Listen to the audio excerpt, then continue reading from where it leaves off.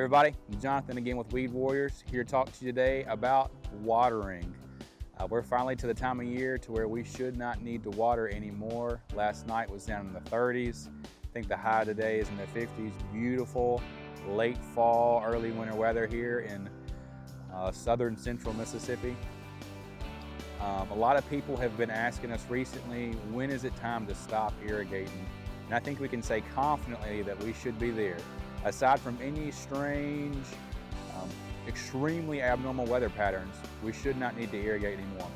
I realize that we will get back into the upper 60s and 70s next week, and then Lord knows we could continue that on into December. It happens that way sometimes in Mississippi.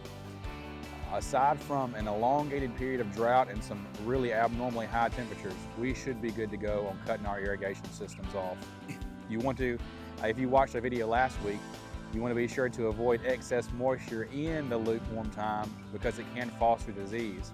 Something to be sensitive about also is this doesn't just apply to your turf grass, it also applies to your shrubs. So when you turn those irrigation systems off, you want to make sure you're not irrigating your lawn as well as not over-irrigating your shrubbery.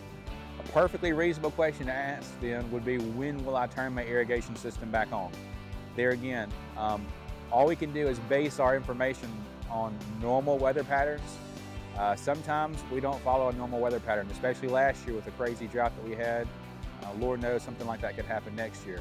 But if everything stays relatively the same, most of the time your irrigation system doesn't really need to come on before mid to late April, sometimes into May. It all depends on what the weather's doing. You may still have some warm season weeds in your lawn. Generally, we categorize our weeds as warm season versus cool season weeds.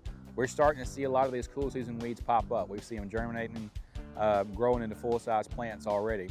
We have still seen some crabgrass around, some nutsedge around. If you have those weeds should be on the way out right now. So we don't really have to worry about summer weeds. The cold temperatures will take care of those. They'll knock them out. Since we did see some weather, we are seeing some weather in the 30s at nighttime, don't be surprised when you start seeing your grass discolor. So with large patch, like we talked about a couple weeks ago, you saw those yellow and orange circles.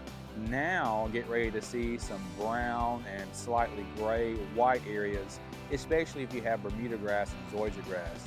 As you know, as we get into December and more consistently nighttime temperatures being in the 30s, our grass will transition into dormancy. If you have zoysia and Bermuda grass, don't be surprised if you see some really strange shapes and patterns in your yard as it transitions. Perfectly normal to see gray and brown this time of year as this grass gets ready to go to bed for the winter. Most of the issues that you have right now, when the grass goes dormant, it'll go dormant with it. If you did have disease issues, if you did have a large patch, if you had other issues, don't be surprised in the springtime when it transitions out of dormancy if you still have some spots there. But that's something that we're more than happy to help you out with when we get there. All right, we hope that was helpful. If you have any other questions or concerns about any warm season weeds you may have, irrigation questions, disease questions, winterizing questions, anything like that, please feel free to reach out to us. We're more than happy to help how we can. You can always send us pictures to our phone number. You can email us pictures. We're happy to come out and take a look, to talk, to chat, and help however we can. So if you have any questions, concerns, issues, whatever, please reach out to us. We're here to help you out. Thank you so much. Y'all have a great holiday.